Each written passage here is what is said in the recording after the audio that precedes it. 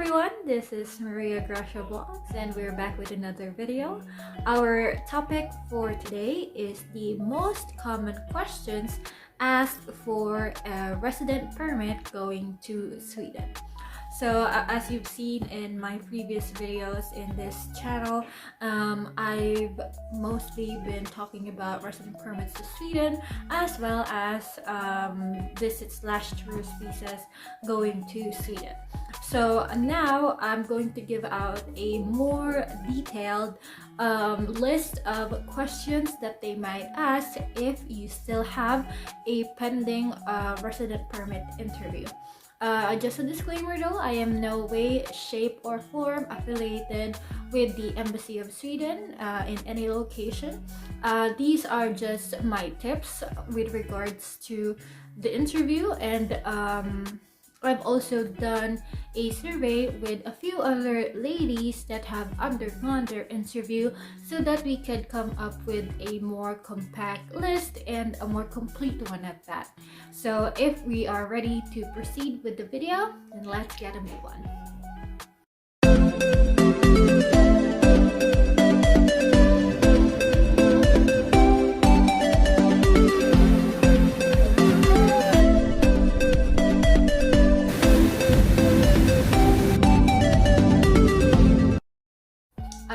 So now we're going to begin with the questions with regards to the resident permit interview.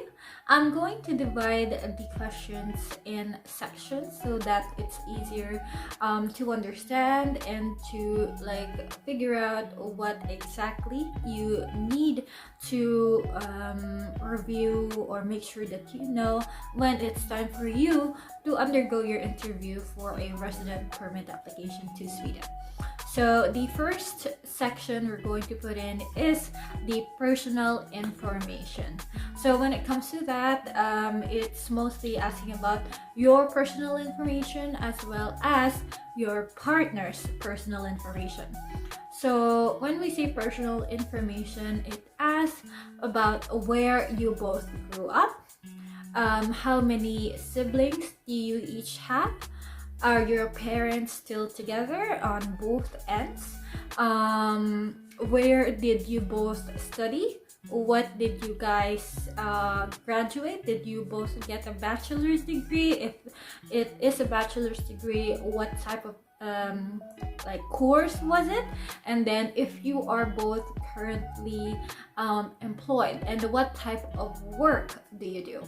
So those are the most common personal questions that they ask. So done with the first section, and again, that's the personal information. Next is the trajectory of the relationship. So when we talk about the trajectory, it means, or it's personally asking for when and how did the relationship progress? When did you meet? How did you meet? In my case, I'd like to share, me and my partner met online through a dating app. So of course that's what I said because that was the truth. And then they asked how it progressed from there, how often do we talk as well, and when did it change from just talking as regular friends to it blooming into something more and being in a trusted relationship. So that's what they want to ask about. Okay, so now we move on to the next section, and that's going to be the family history. I've mentioned before that on the first section, on the personal information, they ask how many siblings you have and if the parents are still together. So they're going to be asking a more detailed version of that under family history. For example, on my interview, they asked if my partner's siblings are already married, if they already have child, or do they already have a family.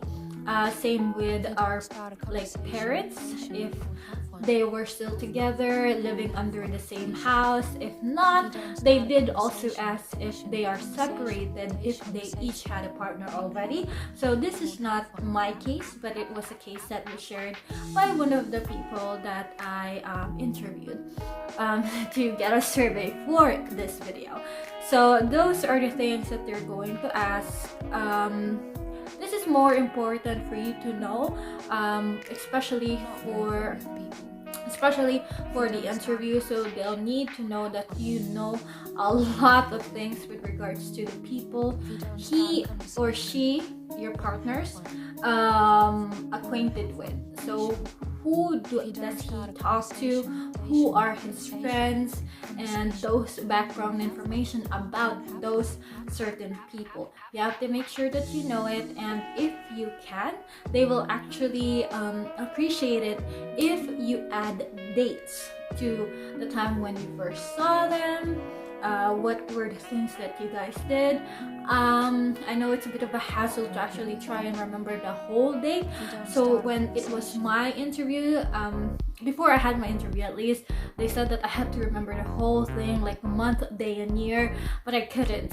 And I just stuck with the month and the day, and that was okay. They didn't ask for the year, and that was great. I'm super thankful. So that's mostly under the family.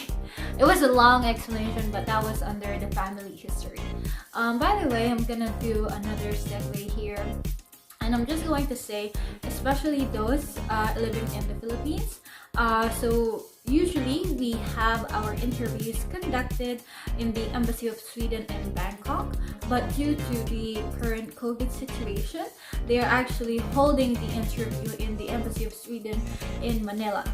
I am not too sure as to how long that's going to be, but I know someone who will have an interview still in Manila by September.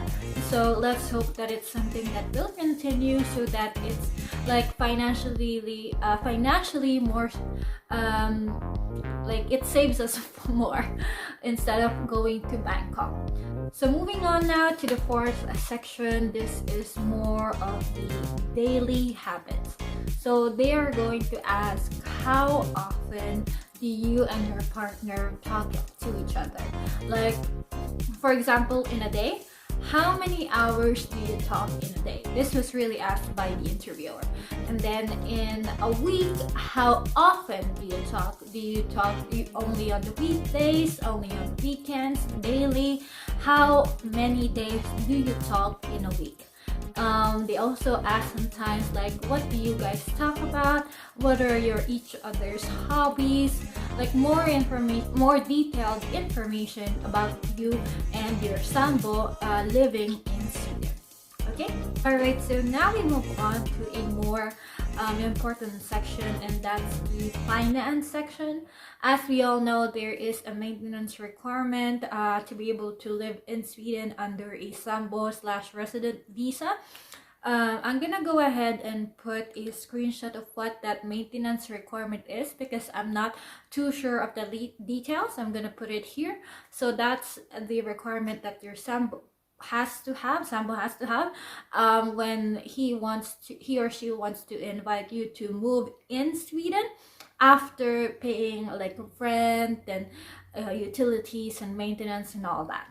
So that's something that he needs to have. And then also, like, how they're going to ask how you're going to be paying for other stuff when you have moved to Sweden. So make sure you have like a backup plan, or not exactly a backup plan. You know exactly what you have planned when you do move to Sweden, if or when your resident permit is approved. Alright, so for the final section, it's just for future plans. It's going to be, or the interviewer will ask you what exactly you and your partner have planned once you have been approved a resident permit to move into Sweden. Do you guys plan to get married? Do you guys plan to have kids? Do you guys plan to have both? So just be ready with like a brief explanation / summary of what you guys will do once you have been approved a resident permit to be in Sweden. I think that's a brief summary of what the interview questions will be. I hope they'd help you out, especially for those who have an upcoming interview soon. Just two tips that I would like to give you, and that's to always make sure that if you don't understand what the interviewer is saying, make sure to clarify it to avoid saying the wrong thing. And if you do know, the second tip is, if you do understand, make sure to answer as concisely and precise as possible.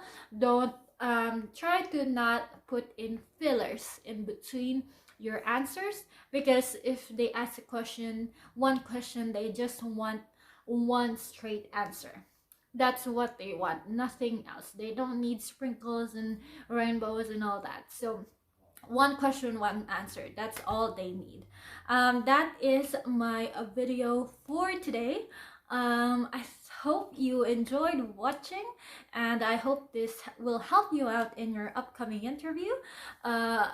If you enjoyed the video and found it helpful, please don't forget to like, share, and subscribe. Again, thank you so much for watching, and I'll see you in the next video.